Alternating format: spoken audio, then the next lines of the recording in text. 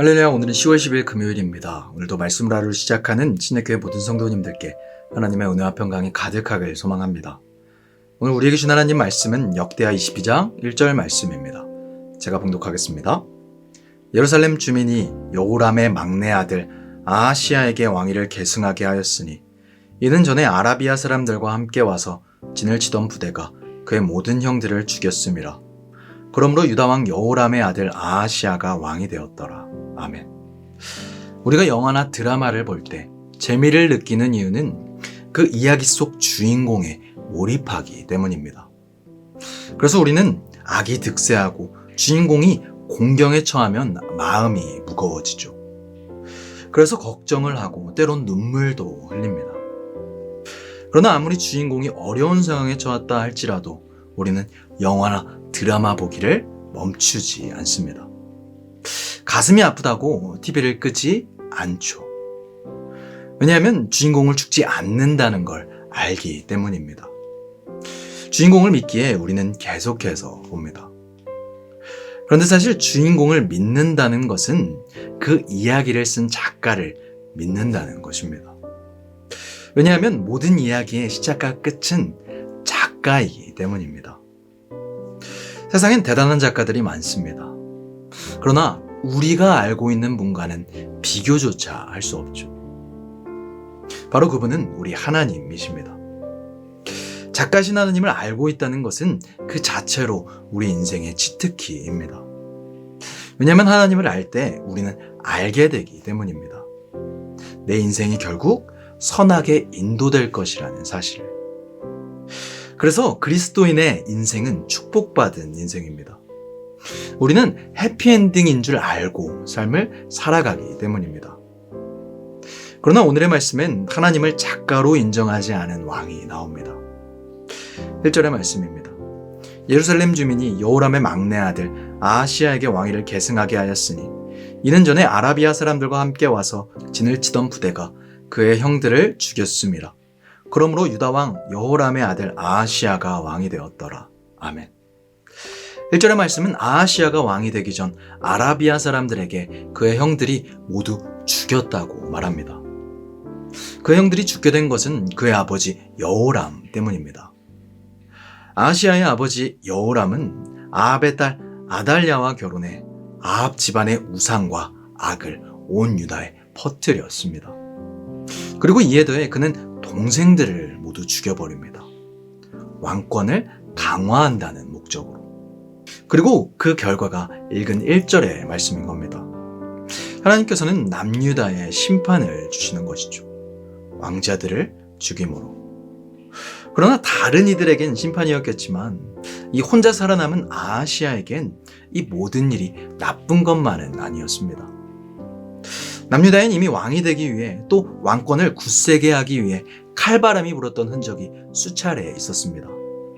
어쩌면 왕이 된다는 것은 당시 상하게 있어 피를 봐야만 하는 자리였다는 것이죠. 그러나 막내였던 아하시야는 손 하나 까딱하지 않고 위에 있던 5명의 형들을 제치게 됩니다. 유일하게 혼자 목숨을 건짐을 받죠. 이는 아하시야에게 있어서 은혜가 아니면 설명되지 않는 상황입니다. 그러나 아하시야는 은혜 입은 상황 속에서도 그것이 은혜인 줄 모르게 됩니다. 아하시야의 어머니는 아달랴였습니다. 아달랴는 이미 여호람의 시기에 유다 전체에 아합의 우상들을 퍼뜨린 전적이 있었죠. 그 아달랴에게 왕이 된 아하시야는 또 휘말리게 됩니다. 그의 아버지 여호람과 같이.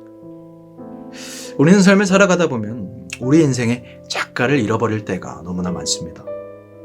물론 그것이 바빠서일 수도 아니면 다른 특별한 이유가 있을 수도 있지만 창조주이신 하나님을 피조물인 우리가 잊고 살아간다는 것은 어떤 이유로든 변명이 될 수는 없습니다.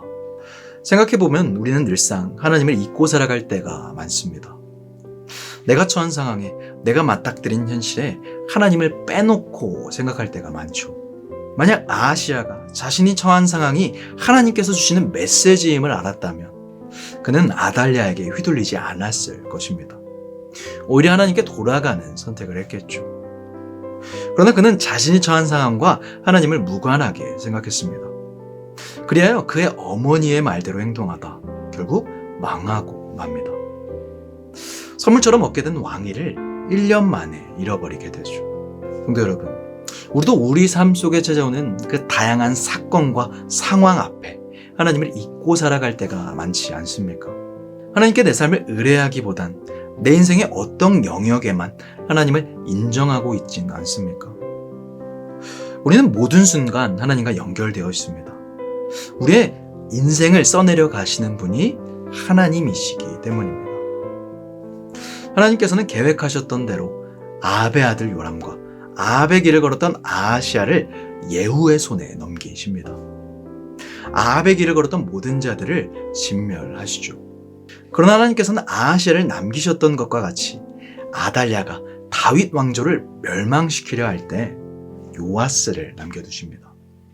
위태로운 왕가에 계속해서 희망을 남겨두시는 것이죠. 이처럼 성경이 하나님의 큰 그림인 것처럼 우리 인생도 마찬가지입니다. 우리는 우리 삶을 큰 그림으로 볼 수 있어야 합니다.